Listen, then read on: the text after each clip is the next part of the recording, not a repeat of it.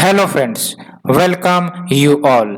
आज हम vision IAS के 19 नवंबर वाले डेली करंट अफेयर्स डिस्कस करेंगे।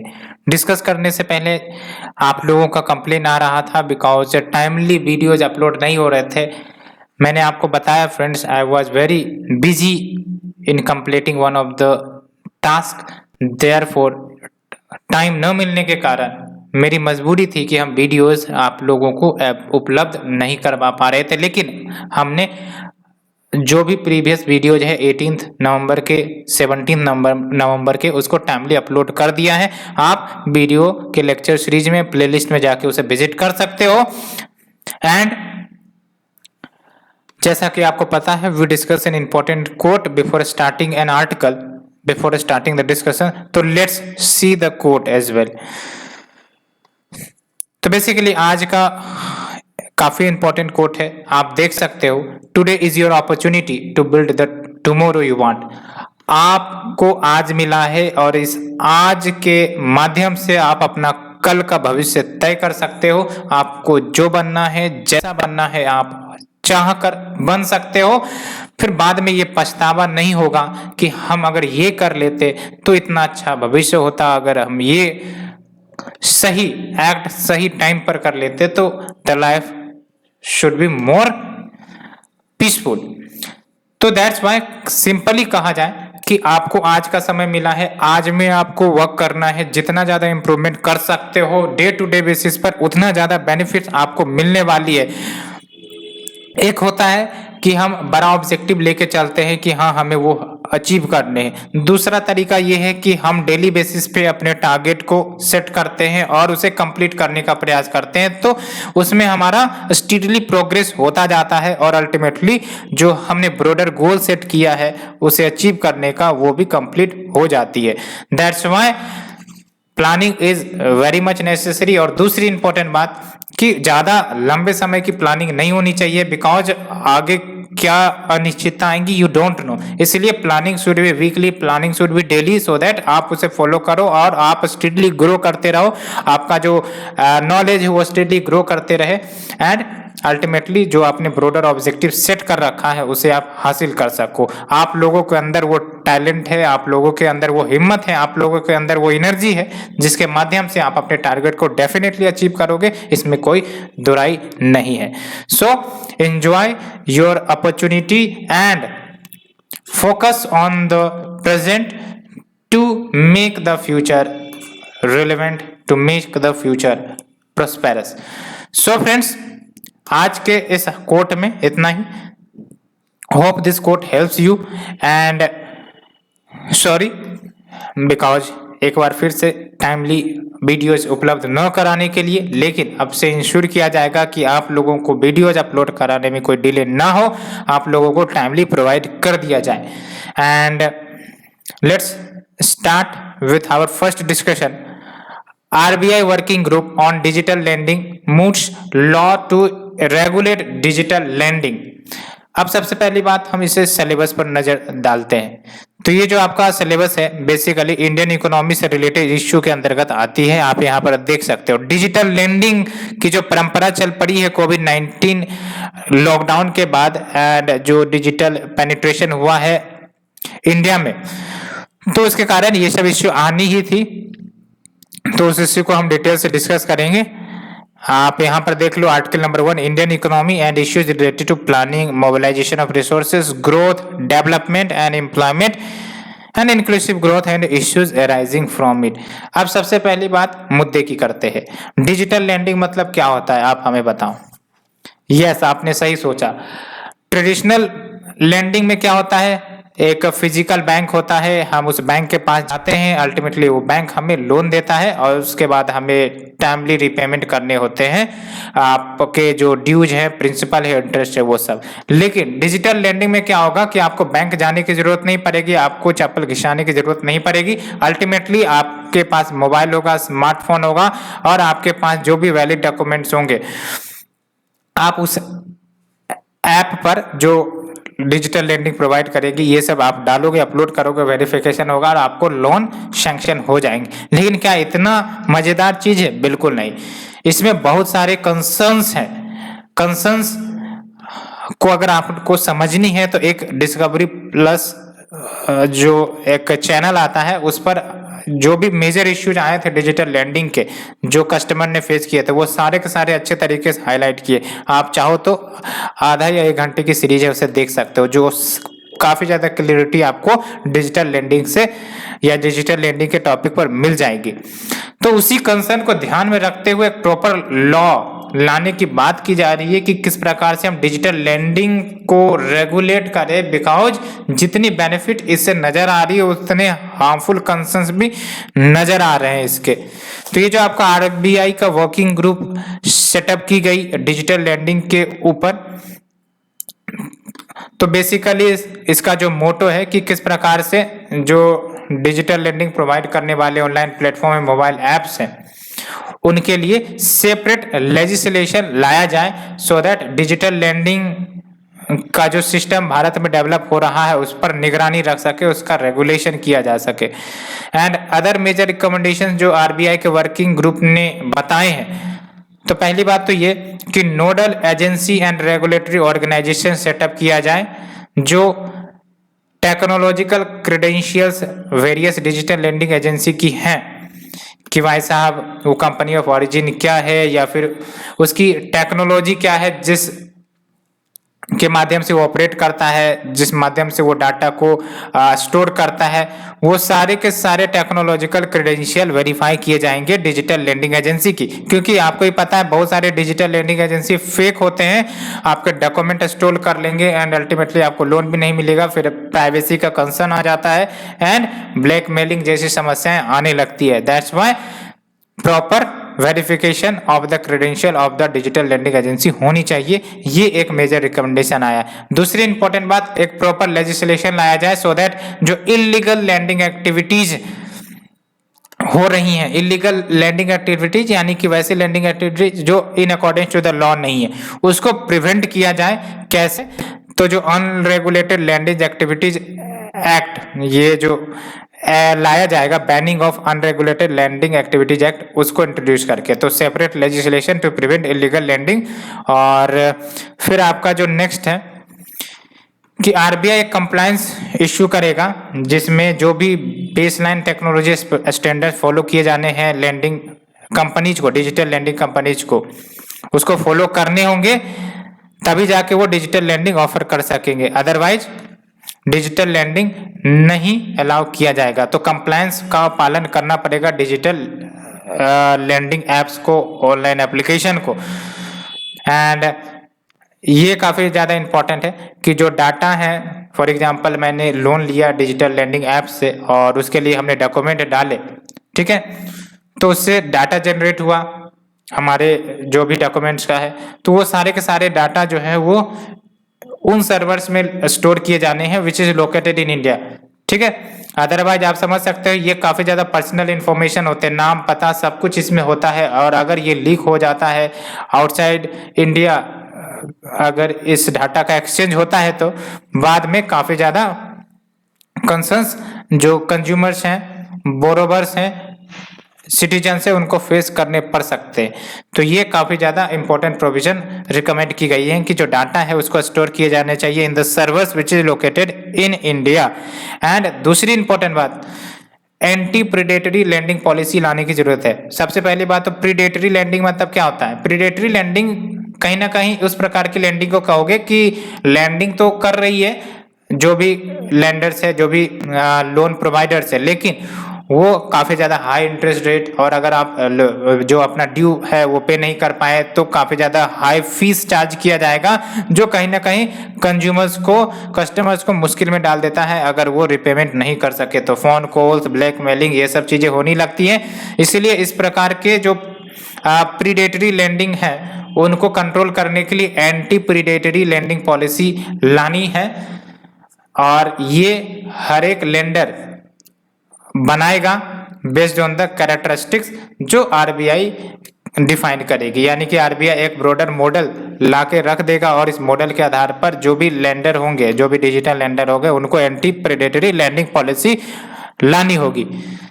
तो ये हमने बेसिक कंसर्न्स देखे, बेसिक रिकमेंडेशंस देखे जो वर्किंग ग्रुप ने रिकमेंड की है। डिजिटल लेंडिंग की अगर हम बात करें तो हमने बात किया ये एक मेथोडोलॉजी है, प्रोसेस है जहां पर लोन्स जो अप्लाई किए जाते हैं कस्टमर्स के द्वारा, पर्सन्स के द्वारा, वो आपको डिजिटल माध्यम से मिल जाएंगे, प्राप्त हो जाएंगे एंड सारे के सारे डिजिटल चैनल्स के थ्रू ऑपरेट होंगे। एंड ये जो डिजिटल लेंडर्स है कैसे लोन देते हैं बेसिकली, तो जो डिजिटाइज डाटा है यानी कि आपके जो भी बेसिक इन्फॉर्मेशन है, पैन कार्ड, आधार कार्ड, इन सब का इन्फॉर्मेशन आपसे लिया जाता है, उसके बाद उसको वेरीफाई किया जाता है एंड अल्टीमेटली आपको लोन दिया जाता है based on the analysis and build intelligent customer engagement. कैसे build intelligent customer engagement, because सारे के सारे इन्फॉर्मेशन जो लेंडर है उनके पास होते हैं, तो आराम से आपको इन्फ्लुएंस किया जा सकता है। आप भी आजकल यूट्यूब पर जब आप सर्च करते होगे तो प्रचार प्रसार आते ही रहता होगा कि डिजिटल लेंडिंग पाए, इतना कम इंटरेस्ट है, तो वो सब प्रचार एडवर्टाइजमेंट करने का तरीका है जिससे जो कस्टमर से वो अट्रैक्ट हो सके।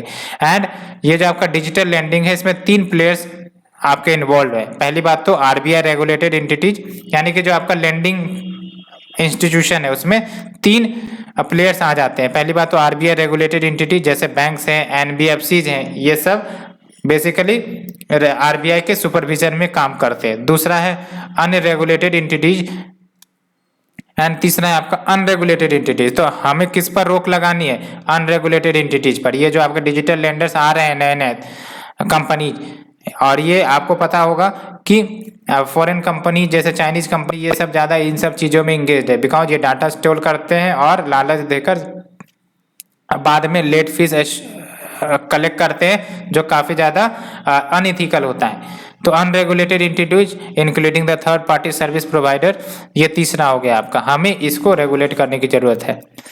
एंड सबसे इंपॉर्टेंट बात, क्या वेरियस इश्यूज एसोसिएटेड है डिजिटल लेंडिंग को लेकर। तो पहली बात तो जो आपके अनऑथराइज्ड डिजिटल लेंडर्स हैं उनको रोक लगाना होगा, बिकॉज ये जो अनऑथराइज्ड लेंडर्स होते हैं ये आपका प्रीडेटरी लेंडिंग का तरीका अपनाकर कस्टमर्स को परेशान करते हैं, कस्टमर्स को मजबूर करते हैं। इसीलिए जो डिजिटल लैंडिंग है उनको रेगुलेट करने की जरूरत है।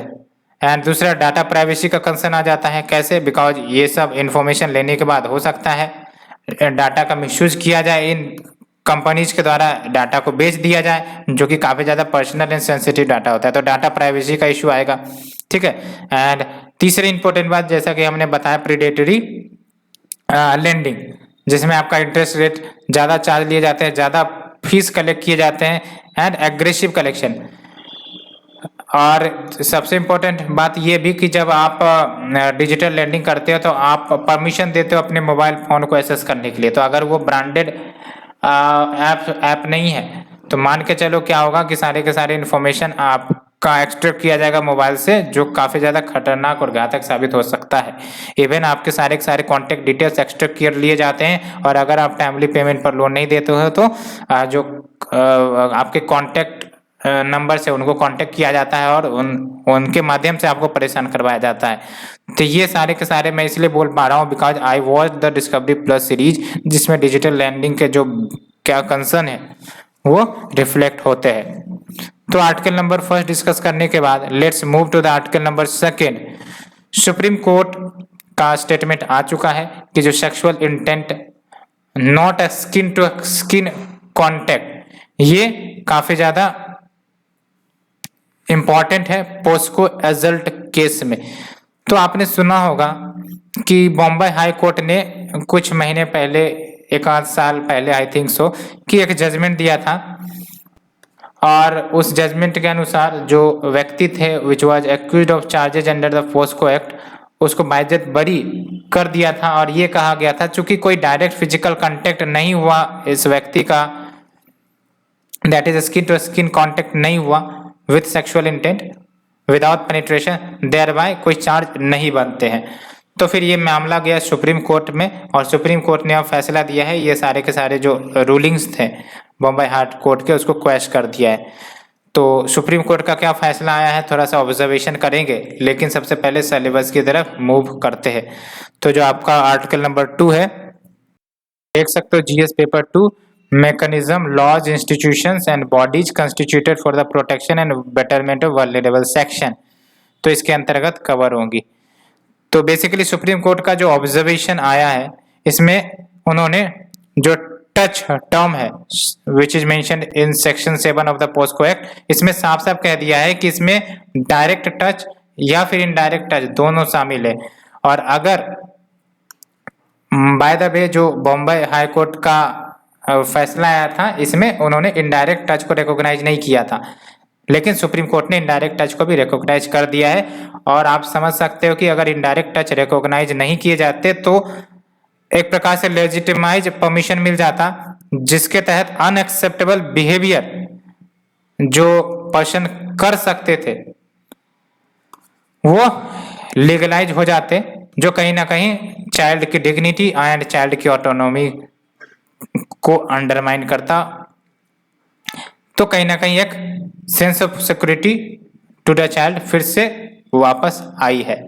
एंड जो एक्ट है the act of touching the sexual part of the body और एनी अदर एक्ट अगर की जाती है जिसमें फिजिकल कॉन्टेक्ट है if done with the sexual intent तो ये सेक्सुअल असॉल्ट कहलाया जाएगा। समझ में आया ये क्या कहना चाह रहा है? यानी कि the act of touching the sexual part of the body या फिर कोई अन्य एक्ट जो किए जाते हैं जिसमें फिजिकल कॉन्टेक्ट है with the intention of sexual intent, ये सेक्सुअल रिजल्ट माना जाएगा within the meaning of section 7 of the POCSO act.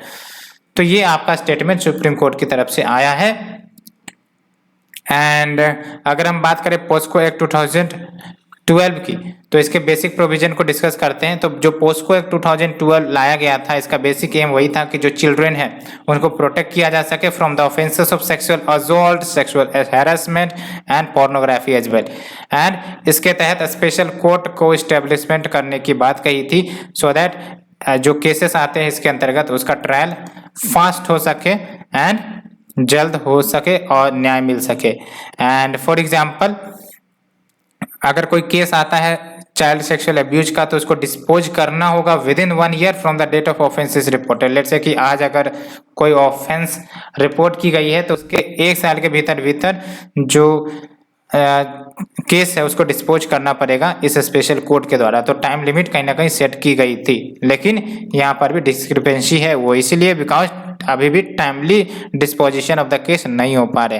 And इसके अंतर्गत एक और इम्पोर्टेंट प्रोविजन ये है कि ये चाइल्ड को डिफाइन करता है any person which is below 18 years of the age. तो 18 साल से पहले के कोई भी उम्र के बच्चे उनको चाइल्ड के कैटेगरी में रखा गया है और इसको 2019 में अमेंड भी किया गया था सो दैट और ज्यादा कड़क पनिशमेंट दी जाए to the offenders including the death penalty for the sexual crimes if done against the children. And POCSO act के आधार पर पोस्को रूल्स 2020 भी नोटिफाई किए हैं जिसमें जो पुलिस वेरिफिकेशन है स्टाफ का उसका मैंडेटरी होना जरूरी है।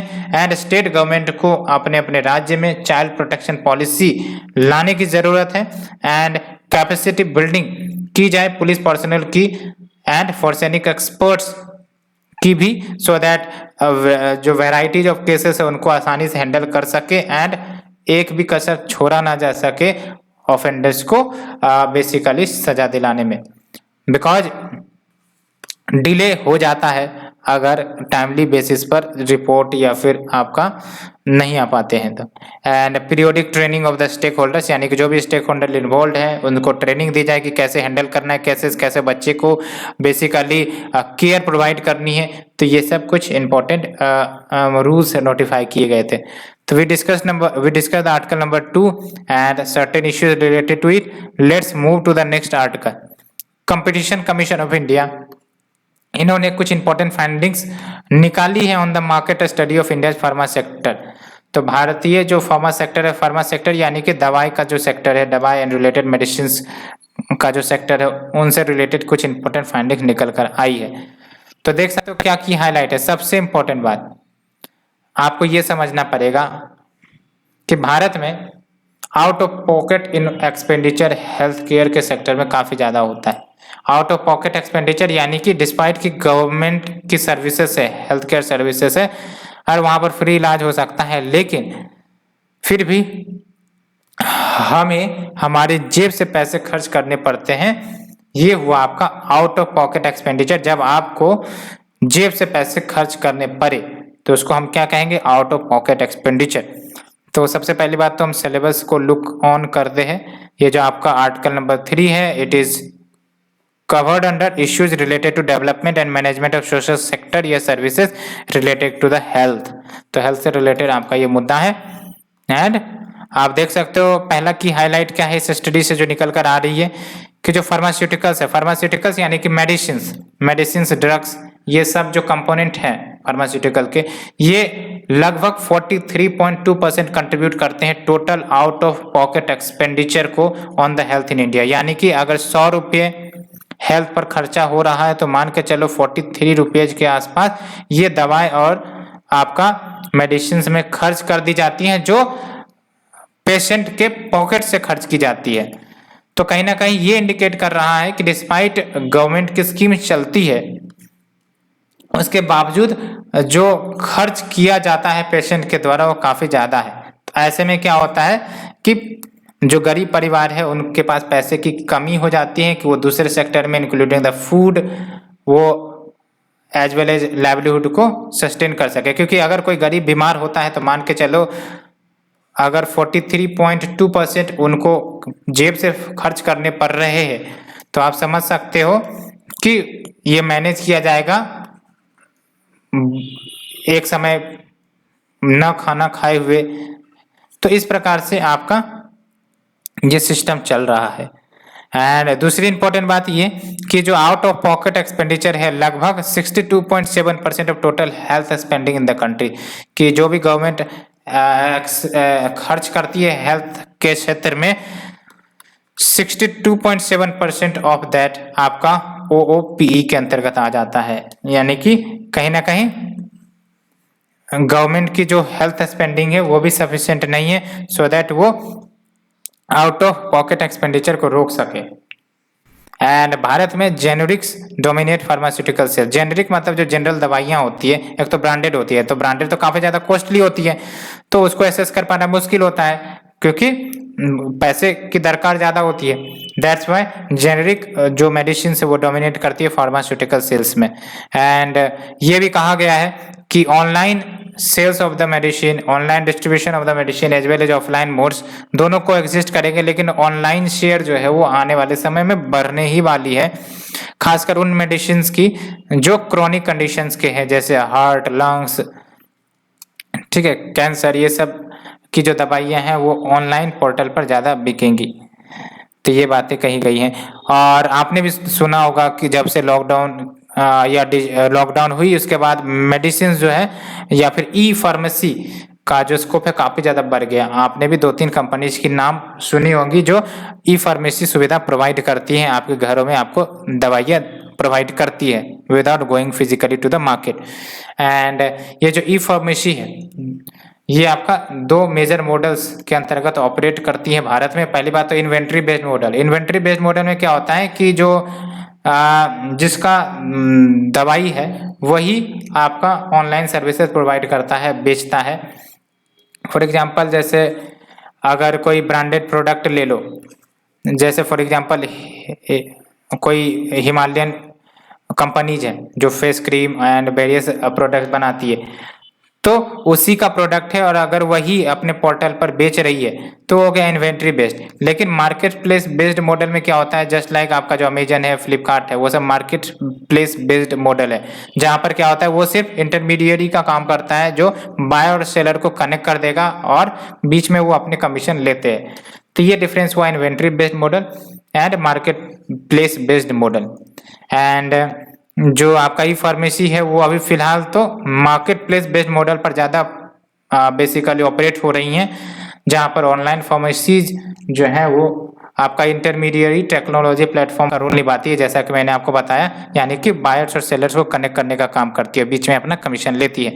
एंड साथ ही साथ जो हाईलाइट है उन्होंने ये रिकमेंड किया है कि जो सप्लाई चेन मैनेजमेंट है, यानी कि जो दवाइयों का जो सप्लाई चेन है वो प्रॉपरली उसको और ज़्यादा स्ट्रेंथन किया जा सके सो दैट रिमोट कॉर्नर तक उसकी एक्सेसिबिलिटी हो, उसकी विजिबिलिटी है। एंड जो जन औषधि केंद्र आज है जिसके तहत आपका अफोर्डेबल मेडिसिन प्राप्त कर सकते हो आप जाकर, उस के नेटवर्क को और बढ़ाया जाए, जगह जगह पर जन औषधि केंद्र खोले जाएं, तभी जाके आपका quality as well as affordable medicine पहुंच सकेगा लोगों के पास। और अगर क्वालिटी एंड अफोर्डेबल मेडिसिन पहुंचेगा तो आप मान के चलो जो आउट ऑफ पॉकेट एक्सपेंडिचर वो कम हो सकेगी। अदरवाइज क्या होता है कि ब्रांडेड दवाई जो खाई जाती हैं वो काफ़ी ज़्यादा कॉस्टली होती हैं, तो गरीब के लिए वो काफ़ी ज़्यादा यूं पैसे की डिमांड करती है।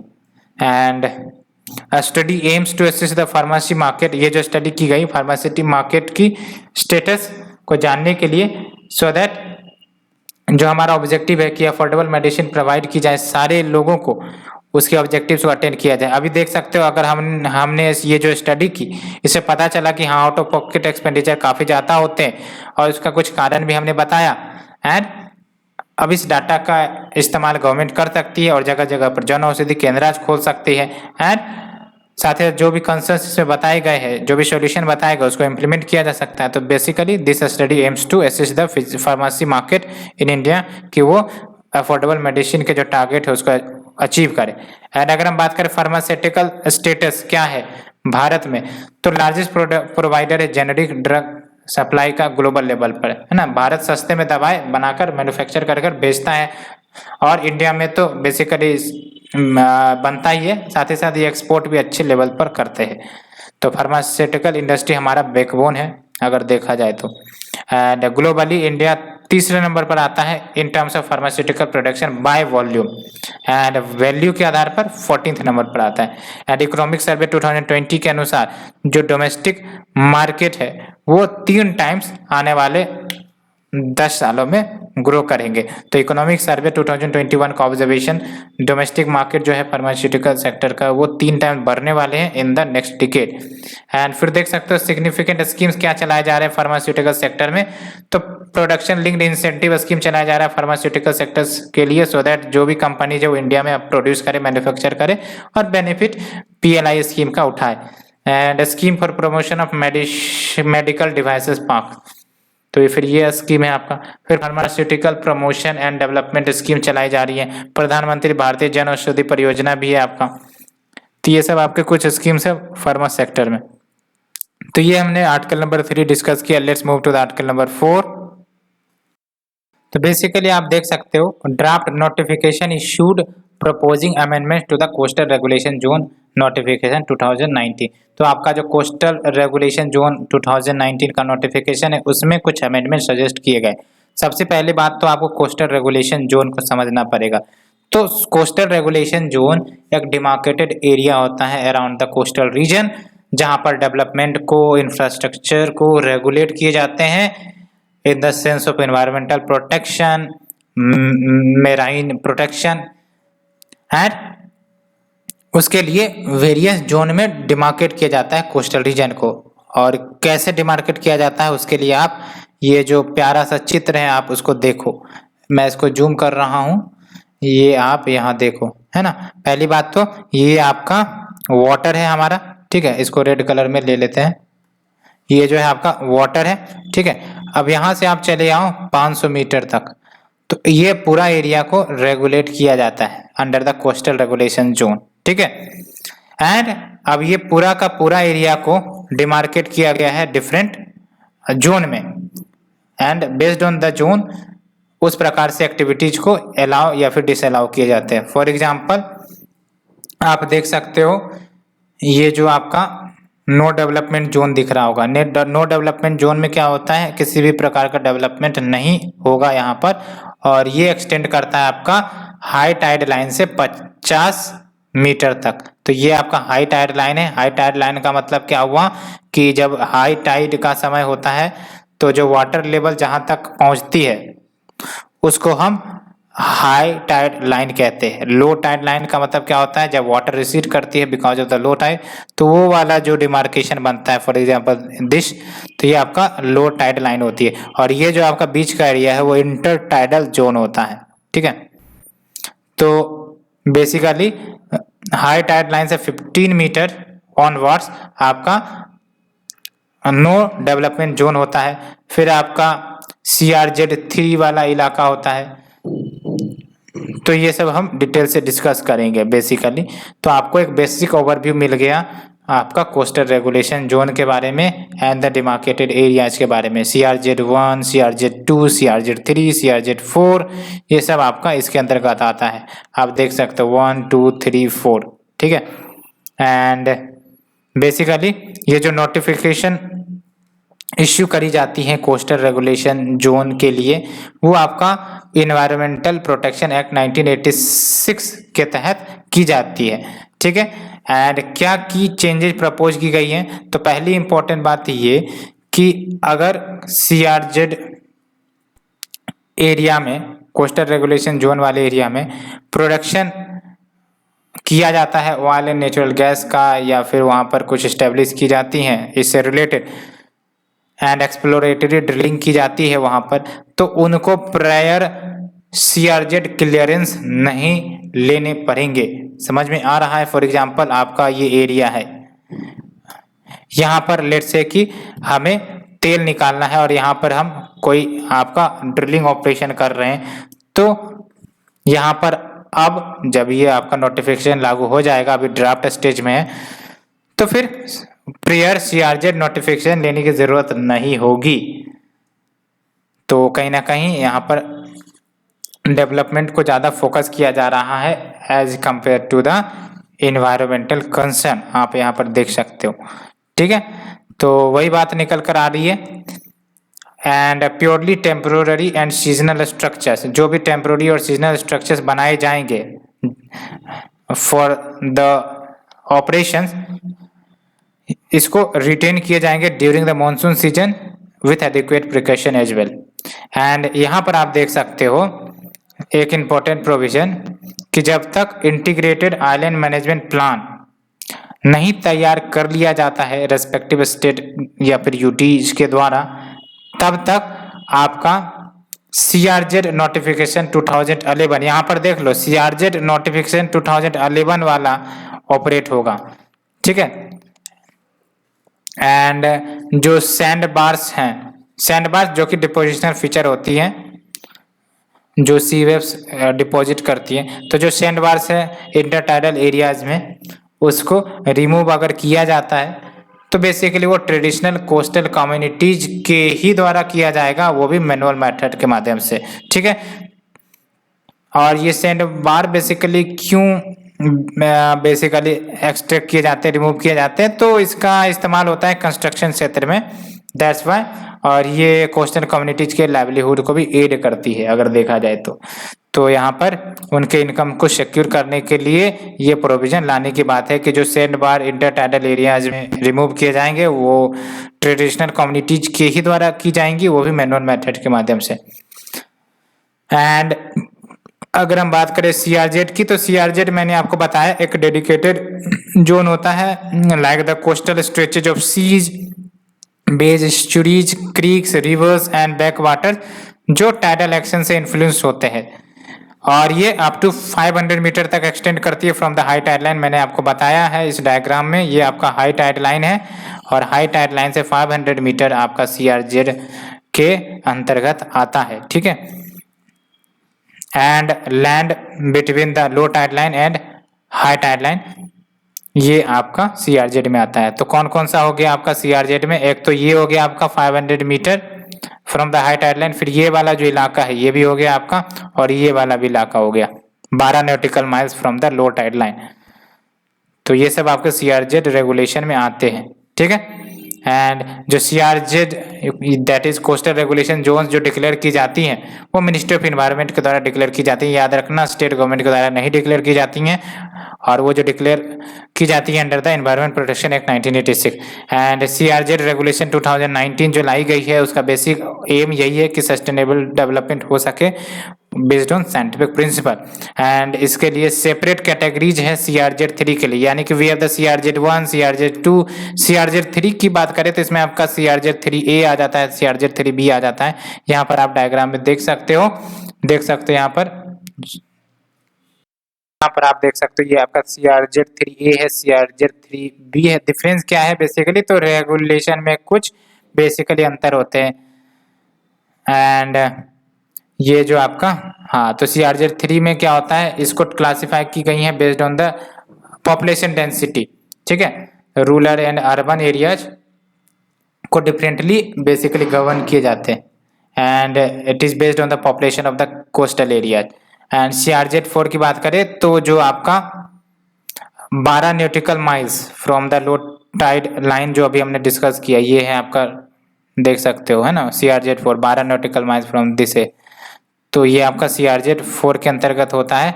As well as inside tidal water bodies up to 5 parts per 1000। तो ये आपका CRZ-1, CRZ-2, CRZ-3 and CRZ-4, ये 4 कैटेगराइजेशन है। और CRZ-1 आपको याद रखना है कि इकोलॉजिकली सेंसिटिव एरिया है, ये है आपका CRZ-1, ठीक है। तो आप देख लो कहाँ पर CRZ-1 है, यहाँ पर आप देखो CRZ-1 है, काफी ज्यादा इकोलॉजिकली सेंसिटिव एरियाज होते हैं, ठीक है। सो इसको डिस्कस करने के बाद यहाँ पर आप देख लो कि सेपरेट कैटेगरीज ऑफ CRZ-3 ये प्रोवाइड करती है। मैंने आपको बताया CRZ-3A एंड CRZ-3B, एंड साथ ही साथ floor space index norms ease किए गए। What do mean by floor space index norm? तो बेसिकली जो आपका स्पेस है उस पर जो आप छत क्रिएट करोगे, फ्लोर क्रिएट करोगे, 4 फ्लोर 5 फ्लोर, क्या होगा वो डिसाइड किया जाता है आपका फ्लोर स्पेस इंडेक्स के माध्यम से। And along with it defined critically vulnerable coastal area जो कोस्टल कम्युनिटीज के द्वारा मैनेज किए जाएंगे। तो हमने इस आर्टिकल को डिस्कस किया काफी कॉम्प्रिहेंसिव वे में। Let's move to the next article. तो नेक्स्ट आर्टिकल आप देख सकते हो, PM delivers keynote address at the Sydney Dialogue speaks on India's technology evolution and revolution. तो अभी आपका सिडनी डायलॉग ऑर्गेनाइज किया, वहाँ पर PM ने अपना कुछ स्टेटमेंट दिया है एंड उन्होंने इंडिया की जो टेक्नोलॉजिकल इवोल्यूशन है, रिवोल्यूशन है, उसको हाईलाइट किया है, ठीक है। तो ये डायरेक्ट हमारा साइंस एंड टेक्नोलॉजी का टॉपिक हो जाता है and important international forum there mandate उसके अंतर्गत आपका कवर हो जाता है, ठीक है। तो हालांकि ये आपका international institution agencies forums there structure and mandate ये तो है, बट उससे ज़्यादा इम्पोर्टेंट आपका इसमें आ जाता है साइंस एंड टेक्नोलॉजी का जो आपका है, इसके अंतर्गत भी आ जाएगा science and technology development and their application and there effects in everyday life, ठीक है, इसके अंतर्गत भी आ सकता है ये, ठीक है। तो बेसिकली इंडिया का role as a democracy and as a digital leader उसको हाईलाइट करते हुए PM ने 5 इंपॉर्टेंट ट्रांजिशन यानी कि बदलाव जो भारत में हो रहे हैं उसको हाईलाइट किया। क्या वो 5 इंपॉर्टेंट बदलाव है? 1 2 3 4 5। तो पहली बात तो कि जो भारत है वहाँ पर world's most extensive public information infrastructure बनाए जा रहे हैं एंड इसकी अपनी डिजिटल आइडेंटिटी होगी एंड इफिशिएंट पेमेंट इंफ्रास्ट्रक्चर होगा जो काफ़ी हद तक सही भी है। आपने UPI के बारे में सुना होगा जो कहीं ना कहीं डिजिटल पेमेंट को रिवोल्यूशनाइज कर दिया है ना। तो ये कोई आम बात नहीं है, बड़े बड़े डेवलप्ड नेशन ने इस रिवोल्यूशन को नहीं कर पाए, इंडिया ने इस क्षेत्र में मुकाम हासिल किया है। तो यस, पहला आपका जो ऑब्जर्वेशन है world's most extensive public information infrastructure बनाई जा रही है along with the efficient payment infrastructure। दूसरी इंपॉर्टेंट बात क्या हाईलाइट की गई है कि भारत डिजिटल टेक्नोलॉजी का बहुत ही अच्छे तरीके से इस्तेमाल कर रहा है for governance, for inclusion, for empowerment, for connectivity and for the delivery of benefits and welfare in India. And India के पास world's 3rd largest and fastest growing startup ecosystem, ये आपने प्रीलिम्स के लिए भी पढ़ा होगा, ठीक है। And massive digital transformation in industry and services sector देखने को मिल रहा है, इवन एग्रीकल्चर में भी। एग्रीकल्चर में क्या आपने प्रिसीजन एग्रीकल्चर का बात सुना होगा, ठीक है। तो डिजिटल ट्रांसफॉर्मेशन आपका इंडस्ट्रियल सेक्टर में, सर्विसेज सेक्टर में हो ही रहा है, इवन एग्रीकल्चर सेक्टर में हो रहा है, जो कहीं ना कहीं टेक्नोलॉजी का इंटीग्रेशन को इंडिकेट करता है in the different sector. And साथ ही साथ इंडिजिनियस कैपेबिलिटीज डेवलप करने का प्रयास भारत कर रहा है in the telecom technologies like 5G या फिर 6G। तो इस क्षेत्र में भी भारत मुकाम हासिल कर सकता है। तो बेसिकली रोड मैप भी दी गई है डेमोक्रेसी के लिए, यानी कि जो भी अन्य डेमोक्रेटिक नेशन उनके लिए भी रोड मैप दिया गया है कि आओ एक साथ कार्य करते हैं, मिलकर कार्य करते हैं and standards and norms create करते हैं डाटा गवर्नेंस के लिए, क्योंकि डाटा गवर्नेंस एक इम्पोर्टेंट मुद्दा होने वाला है, आपको पता होना चाहिए डिजिटल युग में। और ऐसे ही डाटा का आदान प्रदान ना हो between one nation to other nation because it relates to the privacy, ठीक है। एंड क्रॉस बॉर्डर फ्लो का रेगुलेशन हो सो दैट डाटा का प्रोटेक्शन किया जा सके, डाटा को सिक्योर किया जा सके, बिकॉज डेमोक्रेसी में डाटा एक नेशनल रिसोर्स के रूप में ट्रीट किया जाता है। और ये बेसिकली गोपाल कृष्णन कमेटी ने कहा था, इसको मेंस के लिए कहीं पर भी यूज कर सकते हो अगर डाटा रिलेटेड कंसर्न्स आता है। As per the Gopal Krishnan committee, data is considered a natural resource and it is important for transparent policy making and problem solving. Because आपको पता है कि जो भी आपके स्कीम्स चलते हैं उसके लिए डाटा की जरूरत होती है।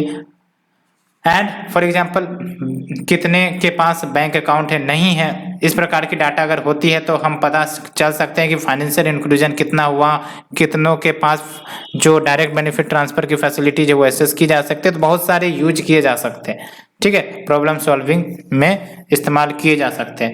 एंड साथ ही साथ जो डाटा का एक्सेसिबिलिटी है उसको डेमोक्रेटाइज किया जाए सो दैट डाटा मोनोपोलाइजेशन ना हो एंड अनफेयर प्रैक्टिसेस को रोका जा सके। एंड अगर हम बात करें सिडनी डायलॉग, सिडनी आपको पता है ऑस्ट्रेलिया में, और ये ऑस्ट्रेलियन स्ट्रेटेजिक पॉलिसी इंस्टीट्यूट का इनिशिएटिव है। और ये जो ऑस्ट्रेलियन स्ट्रेटेजिक पॉलिसी इंस्टीट्यूट है ये थिंक टैंक है बेसिकली, जो पॉलिटिकल, बिजनेस एंड गवर्नमेंट इन सबों को एक साथ लाता है to analyse, to assess the opportunities and challenges जो various emerging and critical technologies pose करती है। तो एक बात तो आपको साफ साफ दिख रही होगी कि जो टेक्नोलॉजी है वो सिर्फ बेनिफिट ही नहीं बल्कि चैलेंजेस भी लेकर आती है, हमें उन चैलेंजेस को भी डील करना पड़ेगा। फॉर एग्जांपल आपका जो डाटा गवर्नेंस है ये एक इम्पोर्टेंट आ गया है ना।